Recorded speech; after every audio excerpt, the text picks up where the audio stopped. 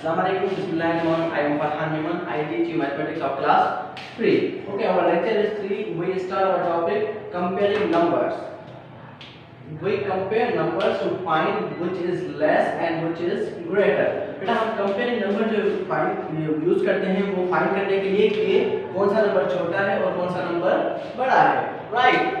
We follow certain rules while comparing four digit numbers. हम कुछ rules follow करते हैं कि कौन सा नंबर छोटा है और कौन सा नंबर बड़ा है. The more the number of digits, the greater is number. यहाँ बेटा हमें ये कह रहा है कि जिसमें नंबर्स के डिजिट्स ज्यादा होंगे, it means वो नंबर बड़ा होगा. For example, 3, 4, 5, 6 and 3, 3, 2.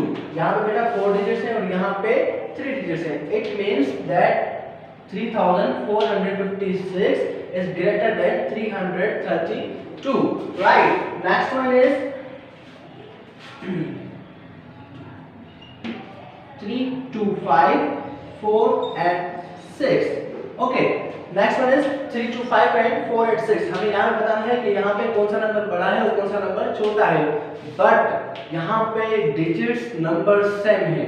यहाँ पे भी 3 डिजिट्स हैं और वहाँ पे भी 3 डिजिट्स हैं. तो हम क्या करेंगे, हम मैथमेटिक्स की काउंटिंग देखेंगे कि उस हिसाब से कौन सा नंबर बड़ा आ रहा है और कौन सा नंबर छोटा आ रहा है. तो यहाँ पे है 325 और वहाँ पे है 486.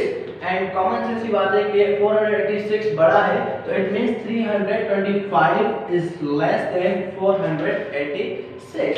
ओके बेटा, थैंक यू.